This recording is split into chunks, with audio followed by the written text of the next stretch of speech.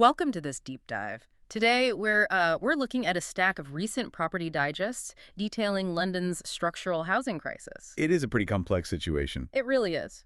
And our mission today is to figure out why a city with, staggering, desperate housing demand has almost entirely stopped building. Right. So picture this. Two derelict Victorian gas holders in Bethnal Green. A major FTSE 100 developer, the Berkeley Group, steps in and transforms them into these beautiful high-end flats. We're talking like two-bedroom units selling for £900,000. Wow. Yeah, It's basically the developer's golden goose. exactly. I mean, buy cheap industrial land, build high, and sell expensive. That used to be the residential developer's absolute cheat code. But if you look at Berkeley's latest statements regarding that exact site, their executive chair made a pretty staggering admission. Oh. Yeah, he said if that land came to market today, a residential developer probably wouldn't even touch it. Which sounds completely crazy, right? Yeah. But it cuts right to the math of modern construction. Because the math has, Oh. well, it has completely inverted. How bad is it? I mean, last year alone, London delivered less than 8% of its required national housing targets. Wait, less than 8%? That is bleak. Yeah, it's terrible. Developers are just abandoning projects left and right because they're being squeezed simultaneously on, well, both revenue and costs. Right. So on the revenue side, you have that 2016 mayoral mandate. The affordable housing one? Yeah, the one requiring 35% of a new development to be sold below market rate as affordable housing. Though, the government is currently proposing to cut that requirement down to 20% for projects starting before 2028. Because policymakers are finally realizing that developers simply can't absorb that kind of hit in today's market. Yeah.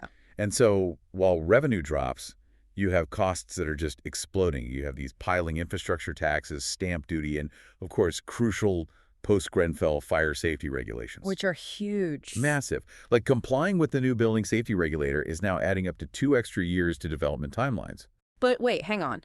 Aren't affordable housing and fire safety undeniably good things? Well, sure. We want safe homes that people can actually afford. Shouldn't these developers just, take a bit of a haircut on their profit margins? The thing is, construction math doesn't really care about morality. Mm-hmm. In development, time is quite literally money. Right. When regulatory backlogs add 2 extra years to a timeline, you're carrying the original land costs, the loan interest, and compounding inflation for 24 extra months. Oh, wow. Yeah, that adds up fast. It really does. It doesn't just shrink a profit margin. It completely obliterates the project's financial viability entirely. So when a developer walks away from a site because the math is dead, that land doesn't just sit empty, does it? Like someone else is stepping in to buy it. Exactly. And Berkeley's leadership actually revealed that their biggest competitor for land right now isn't another house builder. Who is it? It's self-storage companies. Wait, really? Self-storage? Yeah. So London's economic engine is now literally prioritizing housing cardboard boxes over actual human beings. That is exactly what's happening. The financial returns on building storage warehouses now actually exceed the returns on building homes. That is insane. And this fallout is hitting the entire sector, even the big players. Berkeley shares are down 20% over the last 5 years. Right. And their average flat prices are slipping too, dropping from £600,000 down to $570,000. Which means if you are currently trying to rent an apartment or buy your first home, you are the one directly paying the price for this freeze. Oh, absolutely. Because when construction stops, the rental market just absorbs the impact immediately. We're looking at soaring rents and a really drastic worsening of generational inequality. Basically, existing homeowners win and young renters lose. It's a huge problem.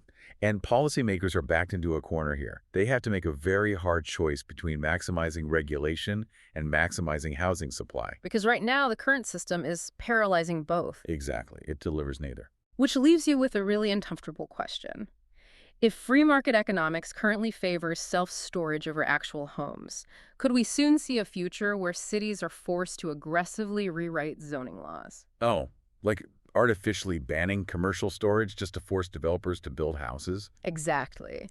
It is definitely something to mull over the next time you see a massive storage facility going up in your neighborhood, because those beautiful old Victorian gas holders might not become family homes anymore. Right. They might just end up stuffed with forgotten winter coats.